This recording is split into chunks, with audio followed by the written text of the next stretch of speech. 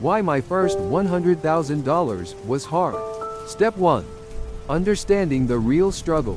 When I started my journey toward my first $100,000, I had almost nothing except my ambition, my desire to improve my life, and the willingness to endure struggle. I didn't realize at first just how hard it would be. Every day felt like a test.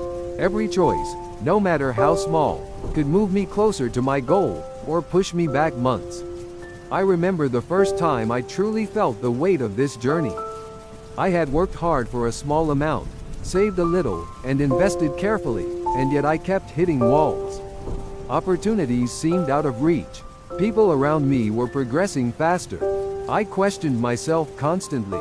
I wondered if I was too slow, too cautious, too unprepared. But slowly, I learned that this is the nature of building something meaningful. The struggle isn't a sign of failure, it's a sign that I am alive, that I am learning, and that I am growing. I had to learn to accept discomfort as part of the process. I had to remind myself daily, I'm not in a race against others. I'm in a race with time and with my own limits. I also realized that discipline, not luck, is what matters most in the early stage. Every time I resisted spending on things that felt pleasurable in the moment, I reminded myself that I am training my future self to have more freedom and security. I had to deny myself now so I could have options later. The hardest part wasn't just earning. It was learning to control my impulses, manage my expectations, and stay consistent when results weren't visible.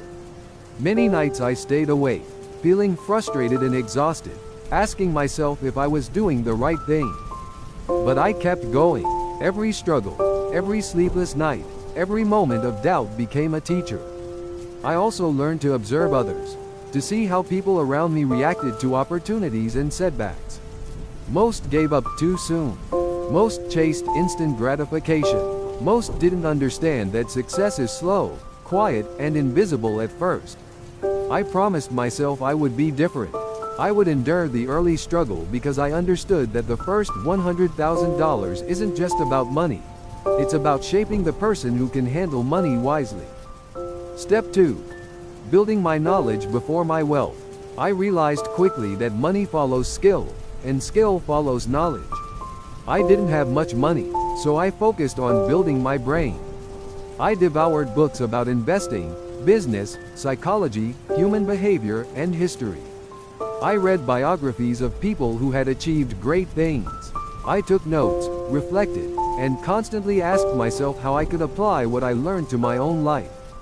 I began seeing patterns that others missed. I noticed how people made poor decisions because they were emotional, impatient, or uninformed. I realized that rational thinking was more powerful than raw intelligence. I could compete with anyone if I trained my mind to think clearly and act patiently. I also experimented cautiously. I applied small investments, side projects, and business ideas. I observed the results, reflected on mistakes, and adjusted my approach. Every failure became a lesson. Every small success became motivation to continue. There were nights I stayed awake, reading and analyzing financial statements, case studies, and news events.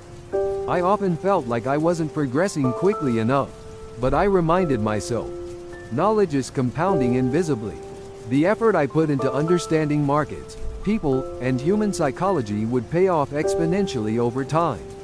I also began to value judgment over intelligence. I learned that knowing what not to do was more important than chasing the next big win. I reminded myself constantly, I don't need to be lucky.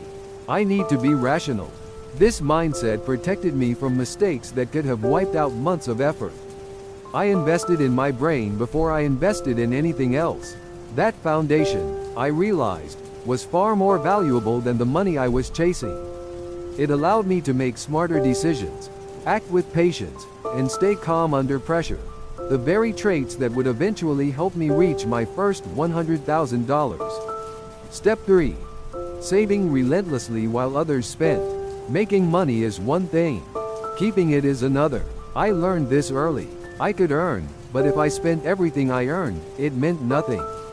I had to live below my means, far below what felt comfortable or socially acceptable. I remember walking to work instead of taking taxis. I cooked my own meals instead of eating out. I declined invitations to expensive outings. I even avoided buying new clothes or gadgets that weren't necessary. At the time, it felt lonely and sometimes frustrating. But I kept reminding myself, I am investing in my future self. Every dollar saved is a step closer to freedom. I meticulously tracked every expense. I asked myself, does this move me closer to my goal or further away? I refused to let small, careless spending sabotage years of effort. Even small savings mattered. Every dollar I didn't waste became part of my financial army. Living frugally wasn't just about money. It trained my discipline. It strengthened my patience. It reminded me constantly that wealth isn't about how much you earn. It's about how wisely you manage what you have. I also learned the power of delayed gratification. Every time I resisted temptation, I grew stronger mentally. I became capable of enduring discomfort in pursuit of a bigger reward. And slowly, very slowly, I saw the results. My bank account started growing. The first $100,000 didn't come quickly, but every day of discipline brought me closer. Step 4. Facing setbacks and building resilience. The journey was never smooth. I faced countless setbacks. I lost money on small investments. I missed opportunities because I hesitated. I experienced rejection, doubt, and failure in ways that tested my resolve. There were moments when I thought, maybe I'm not cut out for this. Maybe I'll never make it. But I learned that resilience is more important than talent. I began to track my mistakes, reflect on them, and adjust my behavior. I asked myself, what can I learn from this? How can I do better next time? Every failure became a teacher rather than a defeat. I also learned to control my emotions. Fear and greed are the two forces that destroy most people early on. I had to fight them constantly. I reminded myself to stay rational, stay patient, and stay consistent. I learned that the ability to endure setbacks and learn from them compounds faster than money itself. I remember nights when I cried quietly in frustration, questioning why progress was so slow. But I never stopped. I reminded myself that my first $100,000 wasn't just money. It was proof that I could endure, learn, and grow. I began to embrace hardship as part of my journey. I understood that the harder the early struggle, the stronger I became for the challenges ahead. Every painful lesson, every setback, and every sleepless night became a part of my growth. Step 5. Crossing the threshold and thinking ahead. Finally, after years of relentless effort, I reached my first $100,000. I remember the moment vividly.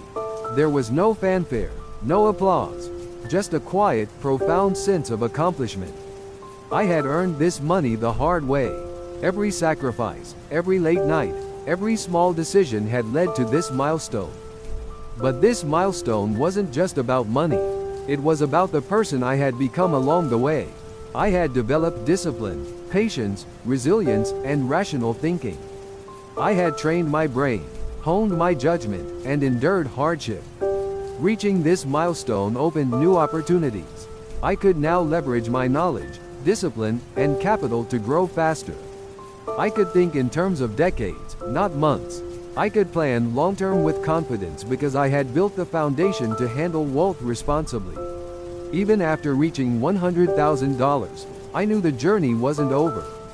I continued to read, learn, save, and improve. I understood that wealth reflects habits, judgment, and resilience. Every decision I made from that point on had more impact because I had survived and learned from the hardest part, the beginning. The first $100,000 was more than a financial milestone. It was a test of my character, my patience, and my ability to endure struggle. And it set the stage for everything I would achieve in life after.